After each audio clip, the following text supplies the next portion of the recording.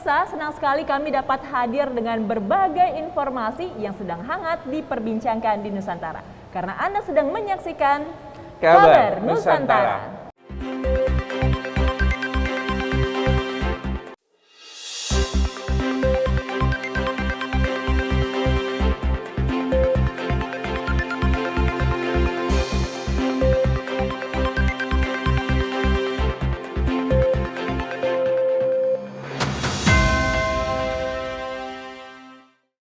Ya, Ayu, aku lagi bingung nih antara pengen beli rumah di Depok, di Jakarta Selatan atau Timur. Kalau menurut Ayu di mana ya? Aduh, mahal banget nggak sih Ki harganya? Iya pasti mahal lah. Nah, tapi kalau menurut aku sih kayaknya kamu lebih baik nyari rumah itu di Kalimantan deh. Kenapa mesti Kalimantan? Karena kan sebentar lagi kita akan pindah nih ibu kota negaranya ke Kalimantan. Di sana nanti akan ada pembangunan besar-besaran yang pastinya juga kalau misalkan kamu beli rumah di sana itu akan jadi satu investasi yang bagus banget loh, Ki.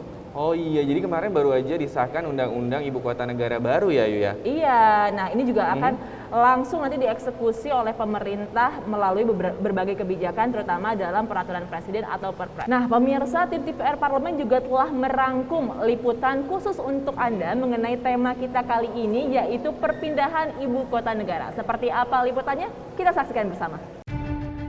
DPR RI bersama pemerintah sepakat mengesahkan rancangan Undang-Undang Ibu Kota Negara atau IKN pada rapat paripurna DPR RI. Meski dalam pengambilan keputusan tingkat 1 rancangan Undang-Undang IKN, satu fraksi menyatakan menolak rancangan Undang-Undang IKN dan menyerahkan pengambilan keputusan pada tingkat 2 atau rapat paripurna. Apakah rancangan undang-undang tentang ibu kota negara dapat disetujui untuk disahkan menjadi undang-undang? Setuju. Dalam konferensi pers usai pengesahan rancangan undang-undang di Gedung Nusantara II DPR RI Jakarta, Ketua Pansus Ahmad Doli berharap dengan disahkannya rancangan Undang-Undang IKN sebagai kepastian hukum, para investor bisa terlibat dalam pembangunan dan pengembangan ibu kota negara yang baru. Pasalnya, sejak awal pembahasan rancangan Undang-Undang IKN, DPR RI sudah berpesan agar tidak membebani APBN. Doli memastikan rancangan Undang-Undang IKN memenuhi syarat formil dan material agar tidak dinyatakan inkonstitusional jika ada pihak yang mengajukan gugatan ke Mahkamah Konstitusi. Tidak terlalu membebani APBN, maka kemudian harus dicari skema-skema lain. Ada kerjasama dengan pihak swasta, terus kemudian ya fund internasional, investor dan macam-macam. Pemerintah, khususnya Pak Presiden, sudah melakukan komunikasi dengan berbagai pihak itu. Secara terpisah, Wakil Ketua DPR RI Sufmi Dasko Ahmad membantah pembahasan rancangan Undang-Undang IKN dilakukan secara tergesa-gesa, melainkan secara efisien agar berjalan baik dan lancar. Pembahasan setiap substansi sangat dinamis, termasuk catatan-catatan yang disampaikan fraksi di DPR RI. Dasko mempersilahkan publik memantau pelaksanaan Undang-Undang IKN. Selama masa reses juga kawan-kawan kerja, pembahasan-pembahasan yang dilakukan juga menurut saya cukup dinamis, di mana seringkali bolak-balik pembahasan dari pasal ke pasal. Sementara itu, anggota Pansus Rancangan Undang-Undang IKN DPR RI Hamid Nur Yassin mengungkapkan alasan fraksi PKS DPR RI menolak karena kondisi dan situasi Indonesia yang masih menghadapi banyak masalah. Salah satunya dampak pandemi COVID-19 seperti tingginya angka pengangguran dan kemiskinan. Pemindahan IKN dinilai sangat membebani APBN, sementara utang pemerintah sangat besar. Beban keuangan untuk pemindahan ibu kota ini kan juga sangat berat karena kita diperkirakan anggarannya kurang lebih sekitar 466 triliun di saat kondisi pandemi seperti ini. Ini yang pertama. Berbeda halnya dengan anggota Pansus Rancangan Undang-Undang IKN DPR RI Hinca Panjaitan yang menyampaikan meski setuju dengan rancangan Undang-Undang IKN, sejak awal fraksi Partai Demokrat sudah memperingatkan pemerintah agar rancangan Undang-Undang IKN dibahas dalam waktu panjang mengingat substansinya sangat penting dan serius. Pemerintah juga diminta memprioritaskan pemenuhan kebutuhan masyarakat, diantaranya fasilitas sosial, transportasi, dan kesehatan. Untuk memindahkan itu, semangatnya ya, itu tentu harus kita hormati. Namun demikian, catatan kami adalah 5 hal itu. Catatan-catatan besar ini yang harus diselesaikan sebelum menjalankan atau mengeksekusi ini. Sebelumnya dalam rapat pengambilan keputusan tingkat 1 Rancangan Undang-Undang IKN di Gedung Nusantara 2 DPR RI Jakarta, Pansus Rancangan Undang-Undang IKN menyepakati nama IKN yang baru, yaitu Nusantara. Ketua Pansus Ahmad Doli menilai pemilihan nama Nusantara tentunya sudah melewati proses yang matang dan memenuhi berbagai aspek, mengingat ada 80 usulan nama yang disiapkan dan harus dipilih pemerintah. Nama Nusantara itu kita memberikan apresiasi yang tinggi. Tentu kita menganggap bahwa sampai putus kata Nusantara itu dengan pertimbangan yang sangat matang, ya. Ada aspek historis, sosiologis, kemudian filosofis gitu. Dalam rangkaian pembahasan rancangan Undang-Undang IKN, Pansus melakukan peninjauan ke Bumi Serpong Damai atau BSD dan Alam Sutra Tangerang Selatan untuk melihat konsep pembangunan yang 70% yang merupakan Green City. Konsep ini dinilai sesuai dengan rencana pengembangan kawasan IKN yang baru dengan mempertahankan kelestarian lingkungan. Rencananya, IKN yang berlokasi di Kabupaten Penajam Pasir Utara untuk mengusung konsep Smart City, Sustainable City, dan Green City. Karena kan selain kita membahas undang-undang, di dalam bagian undang-undang itu kan kita bicara tentang juga master plan, rencana induk, yang nanti setelah undang-undang ini jadi itu akan dibicarakan lebih detail lagi gitu. Lokasi yang ditinjau Pansus Rancangan Undang-Undang IKN DPR RI adalah Deloitte Alam Sutra untuk melihat percontohan low-rise apartemen hingga meninjau panic button atau sistem keamanan yang terhubung dengan command center untuk memberi respon cepat pada pelaporan masyarakat. Dilanjutkan ke Green Office Park 9 dan The Breeze untuk meninjau inovasi mall tanpa dinding dengan memanfaatkan sistem ventilasi yang meminimalisasi penggunaan pendingin ruangan dan lampu. Tim Liputan TVR Parlemen melaporkan.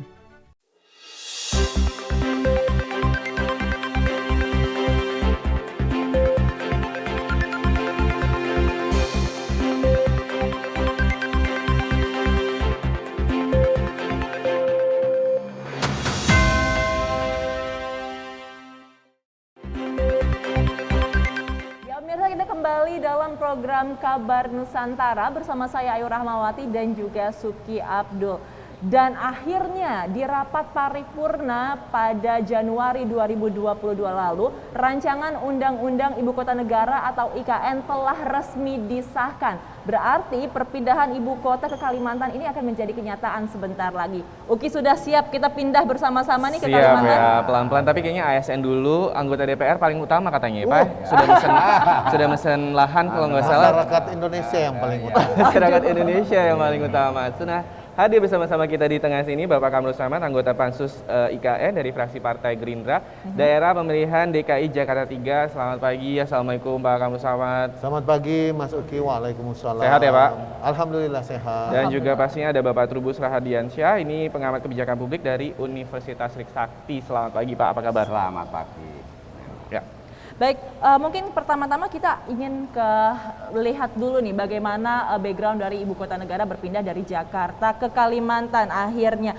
Sebenarnya mungkin saya ingin ke Pak Trubus terlebih dahulu. Bapak melihatnya apakah ini adalah langkah yang strategis untuk memindahkan ibu kota negara dari Jakarta, dari Pulau Jawa ke Kalimantan, Pak? Iya, kalau dari sisi kebijakan publik ya, itu memang kebutuhan untuk memindahkan ibu kota sudah saatnya, karena kita sudah 75 tahun Indonesia Merdeka belum melakukan itu, dan ini baru sekarang. Jadi itu yang secara umum bisa kita lihat. Yang kedua menurut saya, karena posisi ibu kota negara yang ada sekarang DKI Jakarta kan merupakan peninggalan Belanda ya. Jadi ada warisan sejarah yang sifatnya ya mau tidak mau harus kita terima ini sebagai bagian dari warisan penjajahan, warisan kolonial. Nah, karena itu situasi yang ada sekarang di Jakarta baik secara keseluruhan itu tidak saja persoalan di aspek lingkungan, masyarakat dan sebagainya, dan kondisi kemacetan dan banjir dan semuanya itu selalu mendera DKI Jakarta. Karena itu akibat dari beban memang pembangunan yang masif di DKI Jakarta, misalnya dengan adanya setiap tahun diperkirakan rata-rata 7 cm sampai hampir 20 cm tanahnya itu turun gitu ya, sehingga dikhawatirkan Jakarta 50 tahun yang akan depan bahkan dikhawatirkan ada posisi akan tenggelam. Nah, ini kan karena beban Jakarta yang begitu berat, terutama juga daerah-daerah penyangga juga dalam posisi densitas yang sangat tinggi. Saya rasa ini memang sudah saatnya Jakarta untuk beralih peran yang dulunya dari ibu kota Jakarta menjadi kota bisnis atau kota perdagangan. Nah, ibu kotanya sendiri saya setuju itu dipindahkan karena ini kan sebenarnya konsep lama yang dari waktu ke waktu sejak zaman Presiden Soekarno juga ada konsep seperti itu, era Soeharto juga ada konsep seperti itu, dan baru sekarang Pak Jokowi sudah melakukan yang sangat jauh, terutama karena sudah lahirnya undang-undang itu ya, undang-undang IKN sudah ada. Nah ini mau tidak mau kondisi-kondisi itulah yang menurut saya memang cukup strategis dalam kondisi yang ada. Tapi sekarang. pemilihan Kalimantannya menurut Bapak seperti ya? Ya, kalau pemilihan Kalimantan saya rasa itu sudah tepat karena itu posisinya ada di tengah-tengah ya. Setidaknya representasi dari daerah-daerah lain untuk menuju IKN itu tidak terlalu jauh gitu. Kalau di DKI Jakarta kan posisi yang mereka tinggal di Papua, mereka di Ambon, nah itu sangat jauh. Nah ini kalau di Kalimantan kan tengah-tengah, artinya yang dari Sulawesi juga lebih dekat, yang mereka dari Ambon, dari NTT, wilayah Indonesia Timur itu semuanya lebih dekat gitu. Jadi ini posisi yang sangat strategis. Di satu sisi pembangunan selama ini yang terkonsentrasi di Jawa, ya, Jawa Bali terutama, ini juga nanti setidaknya juga ikut dirasakan oleh masyarakat yang ada di Indonesia Timur, terutama Kalimantan. Nah, karena memang terlepas dari apapun, memang posisi itulah yang akhirnya menjadi pilihan yang paling menentukan lah, paling tidak saya lihat pemerintah kebijakannya ke sana.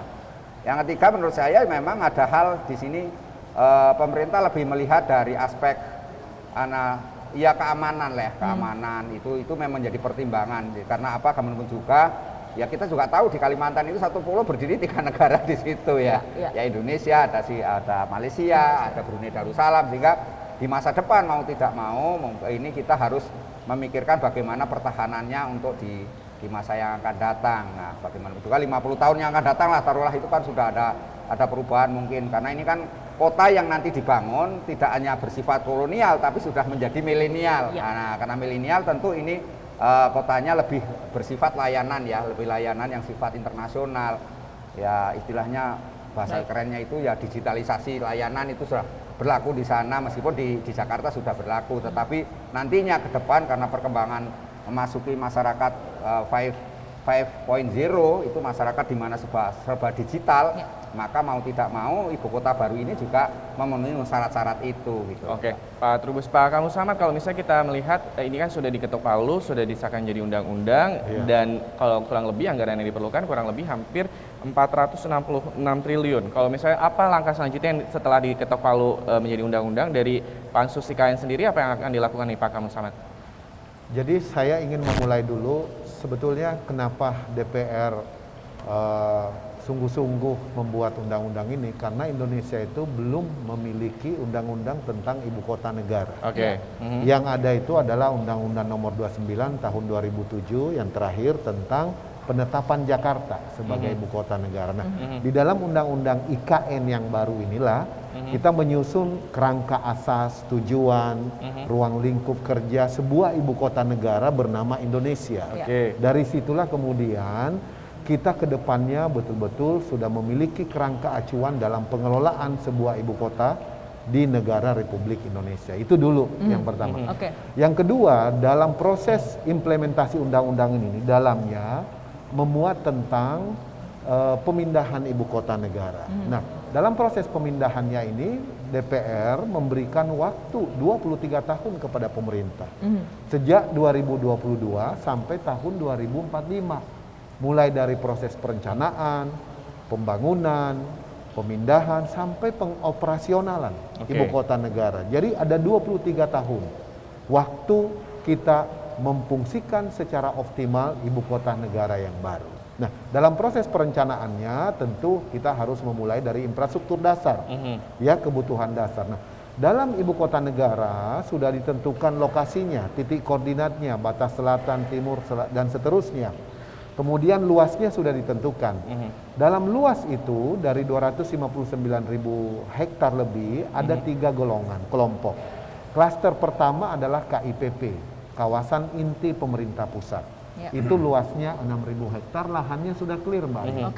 Nah, itulah yang menjadi inti pusat pemerintahan, di mana ada istana kepresidenan, ada trimferial, ya, Kementerian Pertahanan, Kementerian Dalam Negeri dan Kementerian Luar Negeri, serta juga MPR dan DPR, serta DPD. Jadi itu berada di area 6.000 hektar. 6.000 hektar ini sepenuhnya dibiayai oleh APBN, mulai dari infrastruktur datar sampai pembangunan gedung serta pengoperasionalannya. Inilah yang akan kita persiapkan, sedang dipersiapkan perpresnya, turunan daripada undang-undang untuk mengatur rencana detail. Rencana induknya sudah punya, rencana detailnya akan diatur di dalam peraturan presiden, termasuk pengoperasionalan atau perencanaan pembangunan dan pengoperasionalan ibu kota negara. Tahapan berikutnya tentu adalah kebijakan fiskal. Sejauh mana dukungan kebijakan fiskal pemerintah terhadap implementasi undang-undang ini, mulai dari perencanaan, pembangunan. Nah, di tahap perencanaan dan pembangunan ini, memang DPR sejak Undang-Undang Nomor 2 Tahun 2020 telah memberikan mandatori kepada pemerintah tentang keuangan negara dalam melakukan refokusin dan realokasi bisa dilakukan. Di DPR sifatnya dikonsultasikan dan poin itu bisa digunakan untuk kemudian menjalankan program perencanaan dan pembangunan infrastruktur dasar dulu di 6.000 hektar ini untuk keperluan pembangunan kawasan inti pemerintahan. Bagaimana dengan alokasi anggarannya? Alokasi anggarannya bisa bersumber dua hal. Pertama, di dalam nomenklatur anggaran Kementerian PUPera juga ada beberapa yang bisa dipertimbangkan untuk difokuskan ke sana. Yang kedua, ada juga alokasi dari peningkatan dunia usaha. Dunia usaha yang melalui program pemulihan ekonomi nasional.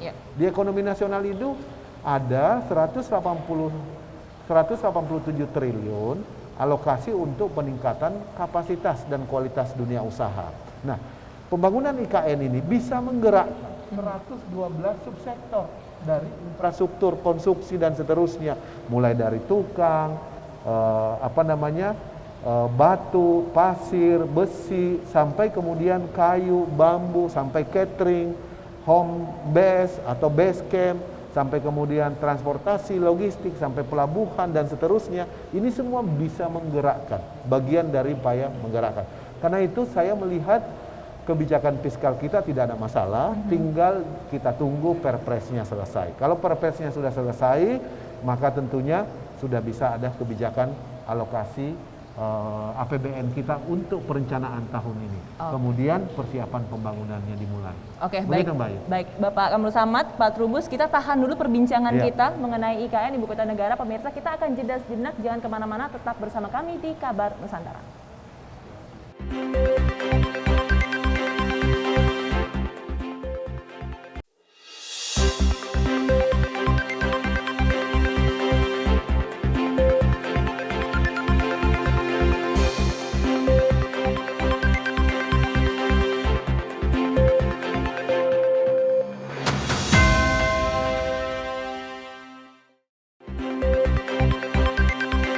Terima kasih Anda masih menyaksikan Kabar Nusantara dan kita masih membahas terkait dengan Ibu Kota Negara. Kalau misalnya tadi Pak Kamrul Samad ini menunggu terkait dengan perpresnya ya Ayu ya? Ya, betul sekali. Nah ini saya juga ingin bertanya kembali Pak. Jadi rancangan Undang-Undang IKN ini kan sudah disahkan pada sidang paripurna dan masyarakat itu banyak yang bertanya-tanya Pak. Ini kok sepertinya cepat sekali, ada apa nih di dalamnya? Mungkin bisa diklarifikasi Pak?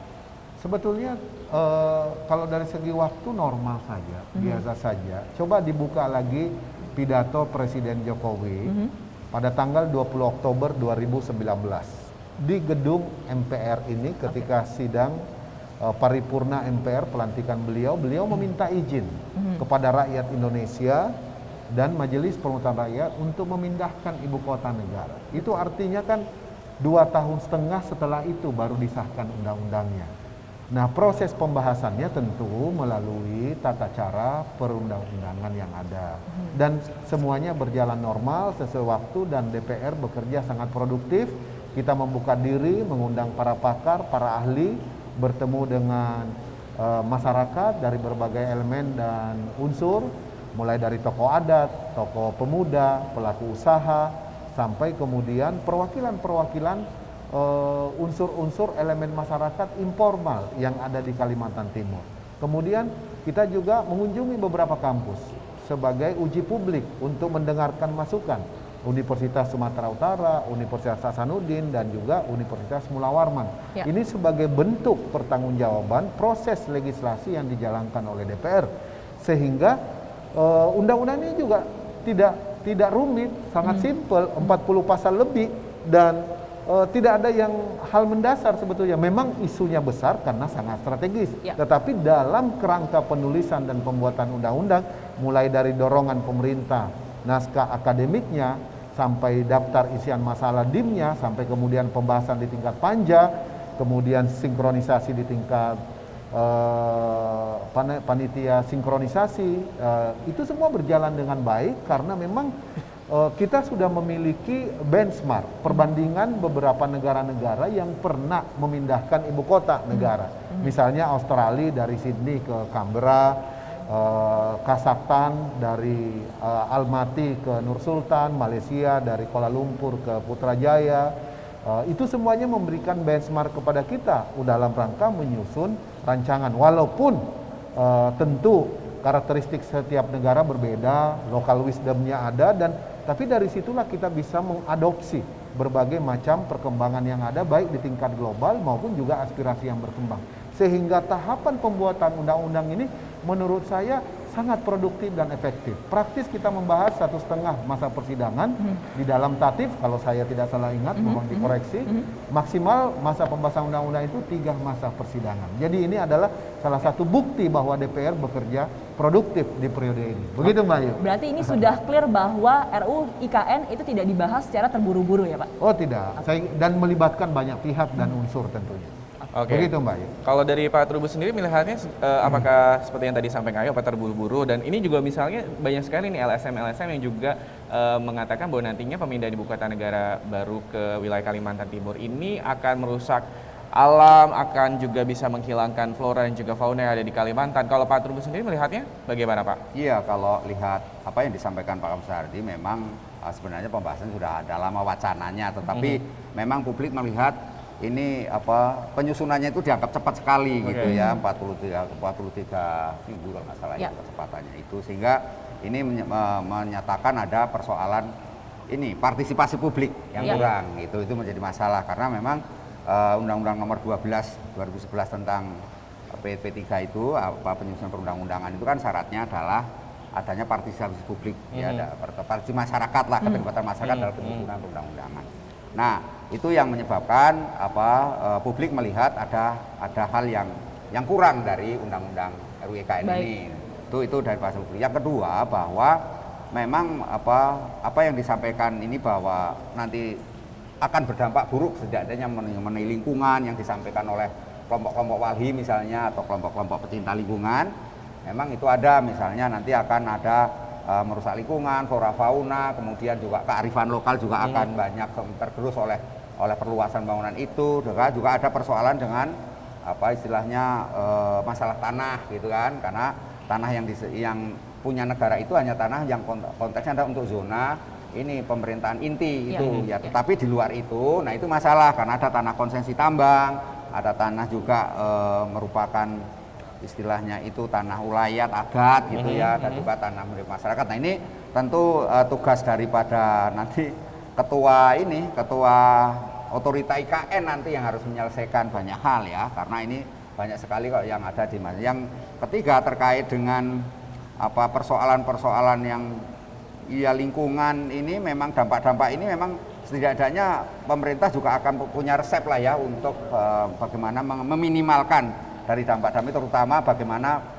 masyarakat lokal, karena itu wilayahnya kan wilayah Kaltim di mana masyarakat lokalnya banyak sekali meskipun suku Dayak juga mereka terdiri dari kelompok-kelompok komunitas-komunitas yang cukup bertebaran di sana. Nah ini kan juga harus dilakukan pendekatan-pendekatan yang meskipun sampai hari ini belum ada satu gejolak-gejolak yang cukup ini ya, memang penolakan 1-2 ada, tapi itu tidak signifikan menurut saya karena persoalannya kan secara keseluruhan pemerintah atau Pemda Kaltim itu menerima kehadiran IKN. Yang perlu dilakukan menurut saya penting ini bagaimana agar pembangunan itu bisa berkelanjutan dan mengintegrasikan yang ada di masyarakat itu, sehingga nanti tidak muncul konflik antara misalnya pendatang dengan penduduk lokal. Nah ini kan harus dihindari juga ya kan, persoalan tanah misalnya atau persoalan ketidakadilan, misalnya kecemburuan sosial kan bisa saja karena IKN ini dibangun secara jor-joran, pembiayaan cukup besar.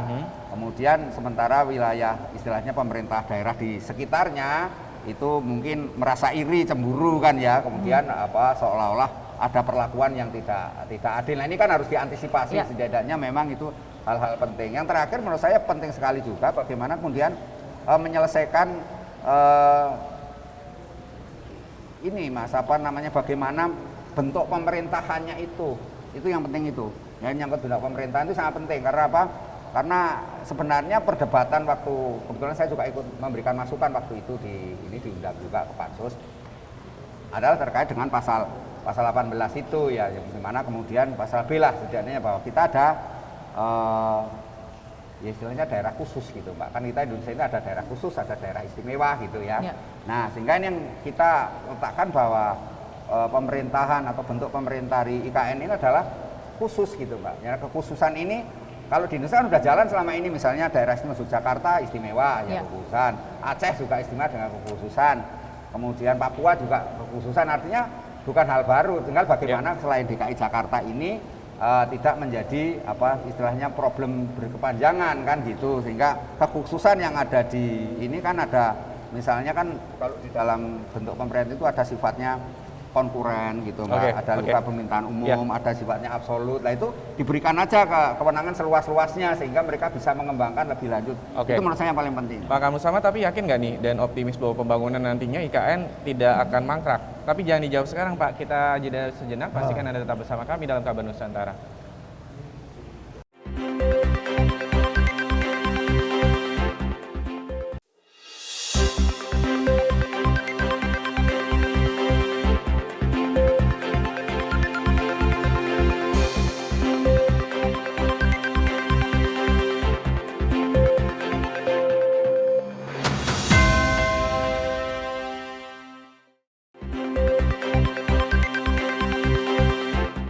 Kita masih membahas terkait dengan ibu kota negara baru yang baru saja disahkan undang-undangnya. Kita juga masih menunggu terkait dengan peraturan presiden ataupun juga peraturan turunannya.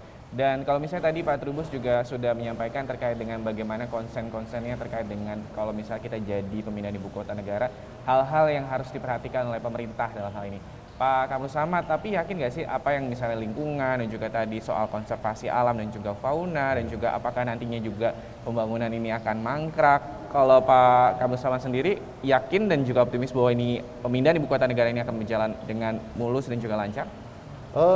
Kami di DPR sangat yakin ini bisa dilakukan dengan melihat rencana induk yang dipaparkan oleh pemerintah di hadapan Pansus. Kita menilai sangat optimisme.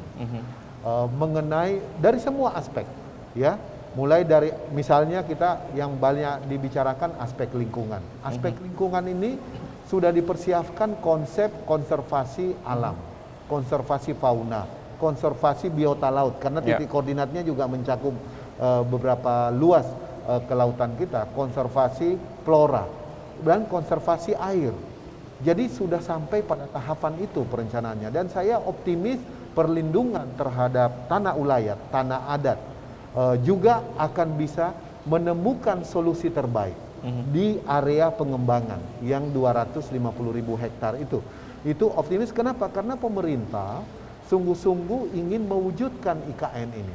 Karena itu dari segi perencanaan kami lihat sangat meyakinkan bisa dilaksanakan dan tidak ada keraguan sedikit pun dari parlemen. Dari segi dukungan pembiayaan kita memiliki arah kebijakan fiskal yang setiap saat bisa memberi dukungan terhadap hal itu. Dari segi legalitas undang-undangnya sudah ada, tinggal perpresnya. Dari segi partisipasi publik telah dibuka dalam 3 klaster Mbak Ayu. Yang tadi APBN-nya hanya di 6.000, ada 50.000 lebih yang konsepnya KBUP. Kerjasama badan usaha dengan pemerintah yang bisa melibatkan swasta. Kemudian di luar itu ada melibatkan investasi swasta murni misalnya, bisa sifatnya private public partnership dan seterusnya. Nah, skema-skema ini menunjukkan bahwa pemerintah membuka diri dalam partisipasi bukan hanya dalam penyusunan undang-undangnya oleh DPR, tapi ketika perencanaan dan pembangunannya juga membuka diri untuk masyarakat terlibat dalam proses pembangunan dalam skema kerjasama badan usaha dan pemerintah. Nah, dan juga investasi. Ini menunjukkan bahwa skema ini akan bisa berjalan, apalagi waktunya 23 tahun.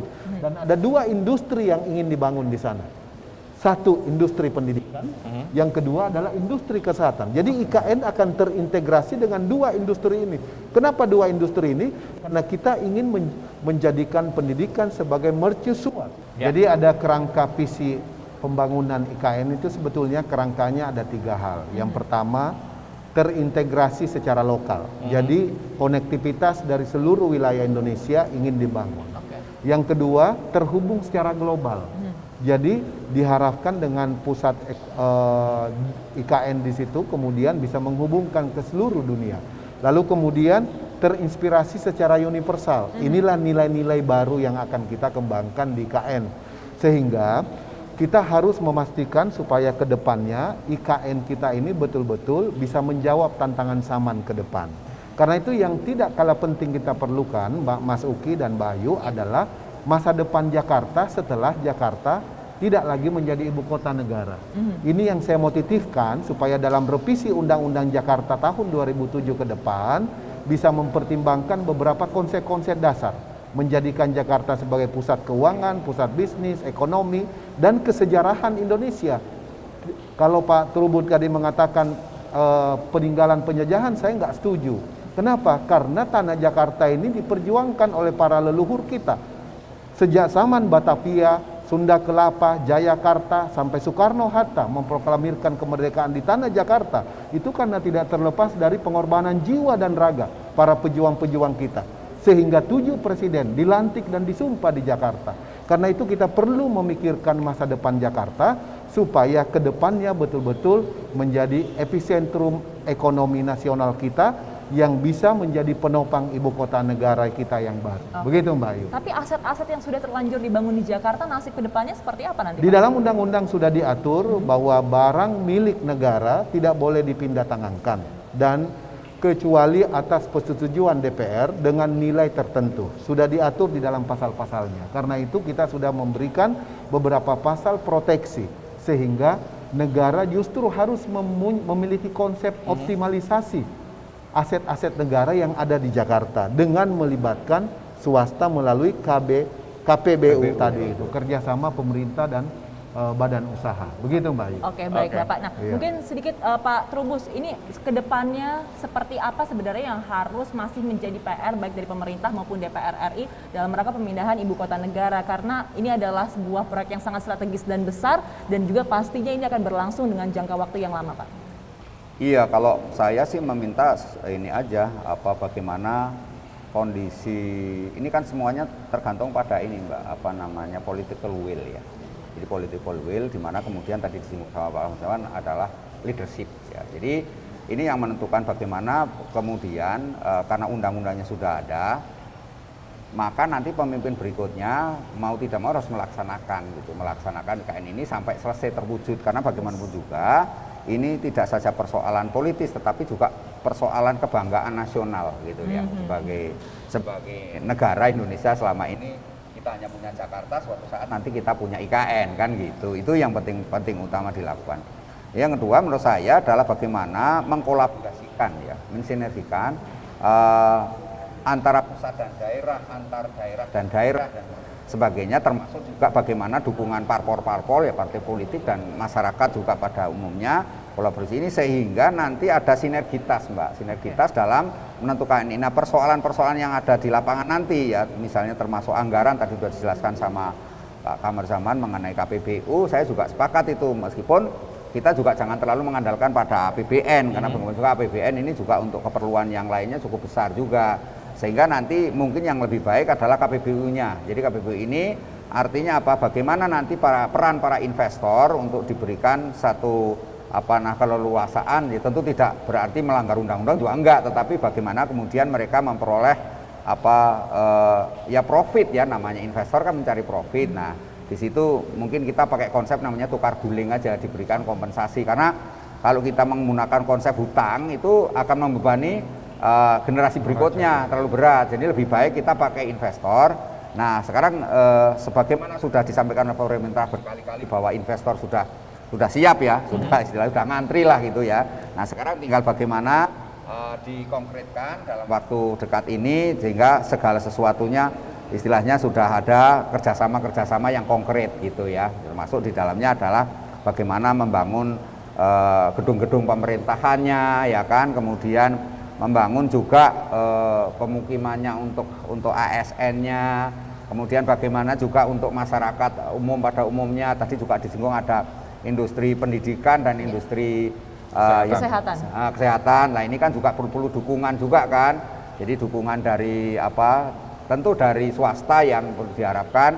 Nah karena tidak semuanya nanti untuk universitas-universitas ini kan dibiayai semuanya oleh negara. Tapi juga bagaimana universitas ini berkolaborasi dengan universitas internasional gitu yang sehingga ada sifatnya kolaborasi kerjasama yang baik di dalam meningkatkan pendidikan ke depannya. Yang kesehatan juga begitu, bagaimana masyarakat supaya tidak berobat ke luar negeri tapi berobatnya ke Indonesia saja, ke IKN itu. Jadi IKN ini dibangun secara memenuhi standar internasional sehingga masyarakat bangga untuk berobat di Indonesia daripada berobat di luar negeri. Itu penting. Pak Trubus terima kasih, dan pastinya kita sebagai masyarakat ya Ayu dan kita harus dukung dan juga kita harus awasi nanti bagaimana pansus IKN ini juga akan berjalan sampai kapan ya Pak, kalau misalnya boleh tahu nanti? Pansusnya sudah selesai ya. Oh, pansus sudah selesai. Seiring dengan disahkannya undang-undang, maka tugas pansus selesai. Tinggal menunggu perpresnya saja ya Tinggal Pak? menunggu perpresnya saja. Nanti di dalam undang-undang IKN itu diberikan kesempatan kepada Presiden paling lama 2 bulan untuk mengangkat kepala pemerintahan daerah khusus.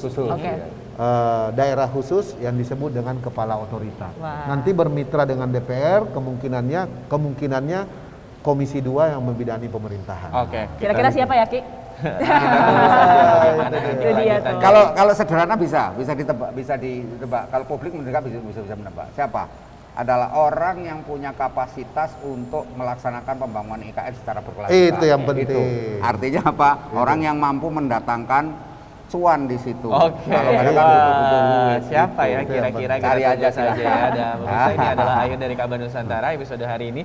Terima kasih sekali lagi Bapak Kamrul Samad, anggota Pansus IKN dan juga dari fraksi Partai Gerindra Daerah Pemilihan DKI Jakarta 3, dan juga terima kasih juga sudah hadir bersama kami Bapak Trubus Rahadiansyah, pengamat kebijakan publik dari Universitas Trisakti. Saya Suki Abdul dan juga rekan saya. Dan saya Ayu Rahmawati beserta seluruh kerabat kerja yang bertugas mengucapkan terima kasih atas perhatian Anda. Salam sehat selalu dan sampai jumpa. Sampai jumpa.